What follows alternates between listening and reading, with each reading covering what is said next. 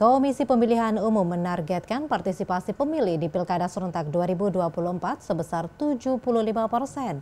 Target tinggi ini bahkan melampaui partisipasi pemilih di Pilkada sebelumnya, termasuk di Kota Surabaya. Walhasil Pilkada Serentak khususnya pemilihan wali kota atau Pilwakot Surabaya dibayangi angka golput yang tinggi. Pilkada serentak di Surabaya dihantui bayang-bayang golongan putih atau golput.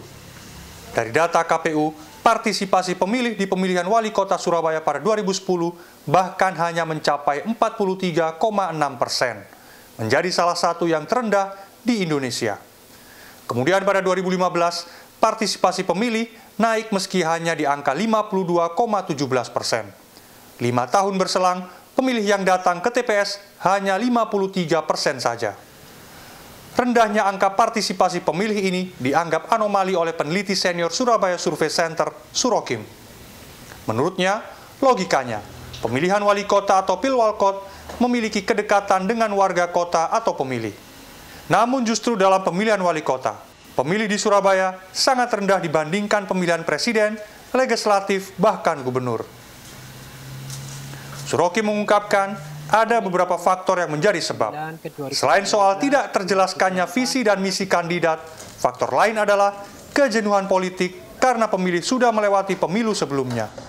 Kadang-kadang di level mikro, sebagaimana tadi saya sebut ya, faktor dia tidak tahu, dia tidak mengenal, dia tidak pernah bertemu kandidat, itu juga faktor yang berpengaruh terhadap tingkat partisipasi. Belum lagi kemudian dalam politik kan orang selalu bicara tentang who get what. Apa yang saya dapatkan ketika saya datang ke TPS, kan begitu. Jadi saya pikir faktor kejenuhan itu kompleks dan salah satu yang memicu memang kandidat-kandidat yang bertarung, termasuk program-program di dalamnya yang ditawarkan tidak menarik dan tidak terkoneksi dengan ekspektasi dari voters itu sendiri. Ketua KPU Kota Surabaya, Suprayitno mengaku tantangan pemilihan wali kota dalam pilkada serentak ini tidaklah mudah. Ia dan jajarannya harus mengatrol partisipasi pemilih sesuai dengan target KPU, yakni 75%. Angka ini bahkan jauh melampaui capaian partisipasi pemilihan wali kota dalam 3 edisi kontestasi. Berbagai cara dilakukan KPU Surabaya untuk meningkatkan partisipasi pemilih. Suprayitno mengungkapkan, sosialisasi akan difokuskan pada pemilih pemula.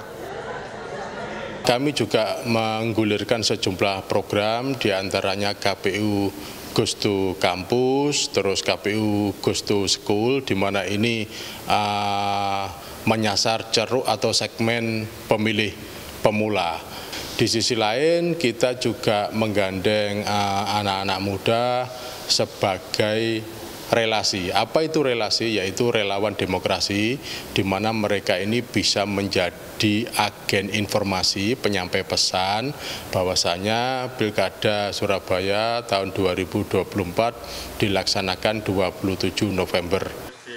Sebagai gambaran, di Pilpres 14 Februari lalu, para pemilih dari kalangan generasi Z angkanya mencapai 25% dari total daftar pemilih tetap yang mencapai lebih dari 2 juta pemilih. Para pemilih muda ini mengaku membutuhkan informasi yang memadai terkait pilkada serentak dan siapa bakal calon yang ada saat ini.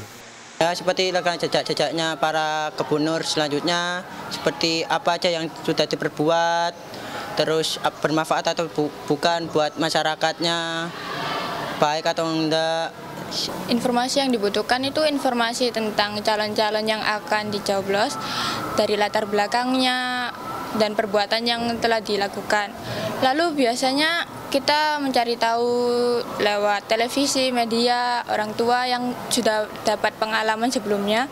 Rekam jejaknya setiap calon, pasangan calon, dan mungkin visi misi mereka yang akan kedepannya yang mereka jalankan.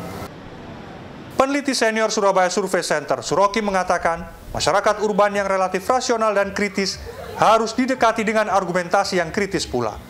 Selama visi dan misi para kandidat serta sosialisasi KPU tidak menyentuh jawaban yang mereka butuhkan, dikhawatirkan angka golput akan semakin tinggi, terlebih di tengah kejenuhan politik yang terjadi.